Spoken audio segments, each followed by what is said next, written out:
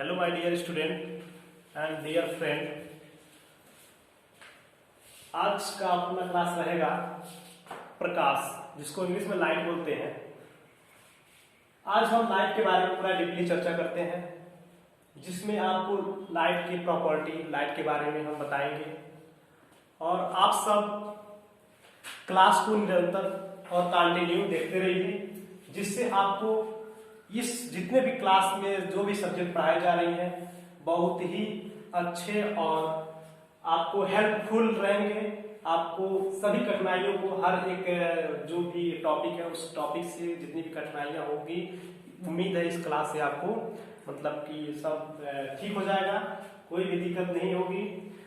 अब हम प्रकाश खाली होता क्या ये देखेंगे। आप लोग इसे में हमेशा देखते हैं कि प्रकाश जब सूर्य उगता है, निकलता है तो पूरा मतलब उजाला हो जाता है। लाइट रात के समय में हम लाइट जलाते हैं, अंधेरा होता है तो अंधेरा दूर हो जाता है। आखिर ये कैसे होता है, लाइट होता क्या, ये जानेंगे। तो सबसे पहले प्रकाश जो हमारे आंखों को स्फुरित करती है या संवेदित कर देती है तथा जिसके माध्यम से हम कोई वस्तु को देख पाते हैं, प्रकाश कहलाता है। ठीक है, प्रकाश वह कारक होता है जिसके माध्यम से हम किसी वस्तु को देख सकते हैं तथा जो संवेदित कर देती है, प्रकाश कहलाता है। क्लियर? प्रकाश की प्रॉपर्टी देख लेते हैं, यानी property of light. Properties of light, इसको हिंदी में बोलेंगे प्रकाश के गुण। प्रकाश के गुण, अब देखेंगे गुण क्या होता है प्रकाश के। सबसे पहला नंबर हमें देख लेते हैं कि स्पीड। इसका स्पीड यानी कि जो चाल होता है, प्रकाश की चाल सबसे तीव्र होती है, जो निर्वात में होता है 3 × 10⁸ मीटर पर सेकेंड होता है। और इसी को हम बोल सकते हैं 3 × 10⁵ किलोमीटर पर सेकेंड, यानी 1 सेकेंड में 3 लाख किलोमीटर की दूरी को ट्रेवल कर लेता है प्रकाश। जबकि यदि हम बात करें प्रकाश का, तो कोई हम मीडियम ले लेते हैं। मीडियम बोले तो वाटर ले सकते हैं या अदर भी कांच ले सकते हैं। उसमें होता है 2.0 × 10⁻² होता है, पावर 8 मीटर पर सेकेंड होता है। ये आपका किसी मीडियम में होता है, किसी माध्यम में होता है। दूसरा नंबर, ये आपका आपतित यानी कि प्रकाश का परावर्तन या अपवर्तन, दोनों नियमों को पालन करता है। यानी कि परावर्तन का नियम, परावर्तन का नियम, अपवर्तन का नियम, अपवर्तन का नियम। प्रकाश जो है परावर्तन का नियम तथा अपवर्तन का नियम, दोनों नियमों को पालन करता है। अभी हम आपको परावर्तन का नियम तथा अपवर्तन का नियम दोनों के बारे में पूरा डीपली चर्चा करेंगे। नंबर 3 होता है प्रकाश सदैव सीधी रेखा में चलती है, सीधी रेखा में ट्रेवल करती है। आप एग्जाम्पल के तौर पे समझ सकते हैं, जब एक बंद कमरे में कोई लाइट जलता है या प्रकाश जलता है तो देखते हैं यदि कोई जंगला होता है या कोई होल होता है तो उसके माध्यम से पूरा एकदम स्ट्रेट बाहर की तरफ प्रकाश क्रॉस करती है, यानी कि गुजरती है। इसलिए सिद्ध होता है कि प्रकाश सदैव सीधी रेखा में चलती है। नंबर 4 बोल सकते हैं, प्रकाश को चलने के लिए किसी मीडियम की आवश्यकता नहीं होती है, वह निर्वात या किसी माध्यम दोनों में ट्रेवल कर सकती है। जबकि साउंड जो होते हैं, अदर भी देखेंगे, कोई भी चीज जो होती है वे एक मीडियम की जरूरत होती है। मीडियम मतलब कि हवा हो गया, वाटर हो गया, कांच हो गया, लेकिन ऐसा नहीं है। प्रकाश को चलने के लिए किसी भी माध्यम की जरूरत नहीं पड़ती है, किसी भी माध्यम की जरूरत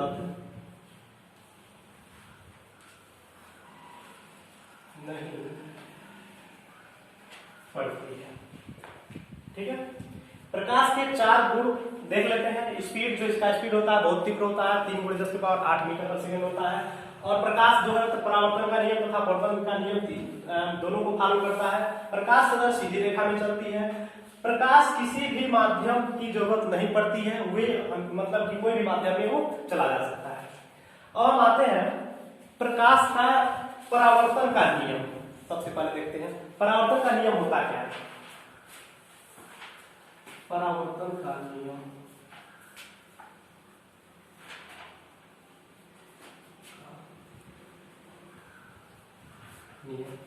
इसको इंग्लिश में बोलते हैं reflection of light. Reflection of light.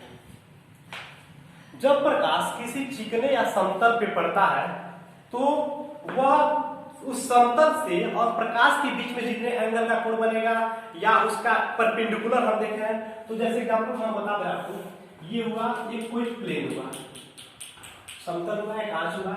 जब प्रकाश किसी एक निश्चित एंगल से डाला जाता है और एक नॉर्मल हम लेते हैं जिसको अभिलंब बोलते हैं, तो इसके बीच में जो एंगल बनता है सेम उतना ही एंगल से उसी माध्यम में वो रिटर्न हो जाता है। ठीक है, यानी कि प्रकाश क्या करता है कि प्रकाश के परावर्तन के 2 नियम होते हैं। फर्स्ट नियम जो होते हैं कि आपतित किरण, जो किरण आती है उसे आपतित किरण बोलते हैं, तथा जो किरण आपतन बिंदु से परावर्तित हो जाती है उसको परावर्तित किरण बोलते हैं। इसको आपतित किरण बोलते हैं। आपतित किरण, इसको बोलेंगे परावर्तित किरण, इसको बोलते हैं अभिलंब। अभिलंब बोलेंगे। इस बिंदु को बोलते हैं आपतन बिंदु। आपतन बिंदु। जब प्रकाश की किरण आपतन बिंदु पे पड़ती है तो अभिलंब और आपतित किरण के बीच में बने कोण, यानी कि कोण को हम बोल रहे हैं R1, परावर्तित किरण तथा अभिलंब के बीच में बने कोण R2 के इक्वल होते हैं कि बराबर होते हैं, यानी कि R1 = R2। ये परावर्तन के फर्स्ट नियम होते हैं। सेकेंड नियम की हम बात करें, दूसरा नियम, आपतित किरण, परावर्तित किरण तथा आपतन बिंदु पर अभिलंब तीनों एक ही तल पे होते हैं। देखिए यहाँ पे आपतित किरण है, परावर्तित किरण है तथा आपतन बिंदु पर अभिलंब जो है वो तीनों एक ही तल पे होते हैं और एक कॉमन पॉइंट पे ही होते हैं। ये सेकेंड नियम होते हैं। अब इस कोण को हम बोलते हैं R1। क्या है आप देख लेते हैं। R1 जो होता है, R1 आपतन कोण। आपतित किरण और अभिलंब के बीच में जो बना कोण है वो आपतन कोण बोलेंगे, और जबकि परावर्तित किरण तथा अभिलंब के बीच में जो कोण बना है उसको बोलते हैं परावर्तन कोण। परावर्तन कोण यानी आपतन कोण बराबर परावर्तन कोण। क्लियर? तो ये बहुत इंपॉर्टेंट होता है परावर्तन का नियम। परावर्तन के नियम में आपका 2 कोण, आपतित किरण से अभिलंब के बीच में बना कोण आपतन कोण तथा परावर्तित किरण तथा अभिलंब के बीच में बना कोण आपतन कोण सदैव बराबर होते हैं।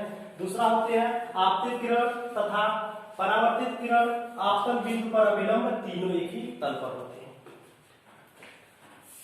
अब इसमें हम कुछ चर्चा कर लेते हैं कि मिरर यानी कि दर्पण के बारे में बता देते हैं आपको। दर्पण होता क्या है? तो नेक्स्ट है आपका दर्पण।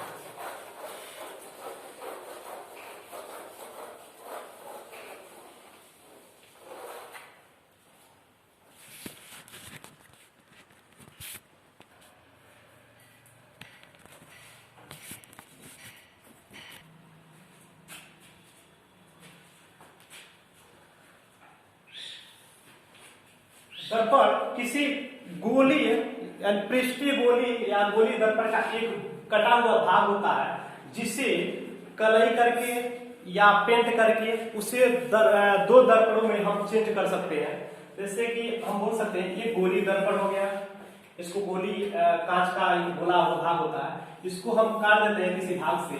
यदि हम कट करके यहाँ से निकाल दिए, ये वाला पार्ट को हम इरेज कर दिए, फिर इसमें मान लीजिए हम कट करके इरेज कर दिए, निकाल दिए, तो ये गोली दर्पण का एक भाग होता है जिसमें एक तल दबा हुआ एक उभरा हुआ तल होता है। इसमें डिपेंड करता है दबा हुआ तल पे हम पेंट करें कि उभरा हुआ तल पे पेंट करें, तो उसके अकॉर्डिंग दो दर्पण में बदल जाता है। पहला जो होता है वो होता है अवतल दर्पण, अवतल दर्पण, इसको इंग्लिश में बोलते हैं कॉनकेव, कॉनकेव मिरर, मिरर होता है। सेकेंड होता है उत्तल दर्पण, इसको बोलते हैं कॉन्वेक्स मिरर, कॉन्वेक्स मिरर होता है। अवतल दर्पण देख लेते हैं क्या होता है कि गोली दर्पण का वह भाग जिसके उभरे हुए तल की ओर पेंट कर रहे हैं। इसका हम देख लें कि यदि ये वो भाग जो है कटा हुआ है, इतना भाग लेते हैं, यदि उभरे हुए तल की ओर कलैया हम पेंट कर दें तो ये जो दर्पण बनता है इसको बोलते हैं अवतल दर्पण होता है। तथा अंदर दबा हुआ तल परावर्तक तल होता है, ये बन जाता है परावर्तक तल, परावर्तक तल। और ये कलई वाला हो गया। अब इसमें अवतल दर्पण हो गया। उत्तल दर्पण की बात करें तो उत्तल दर्पण में जब हम दबे हुए तल की ओर पेंट या कलई कर दें, उभरा हुआ तल परावर्तक तल रहेगा, परावर्तक तल। इस दर्पण को हम बोलेंगे उत्तल दर्पण बोलेंगे और इसको अवतल दर्पण बोलेंगे। ठीक।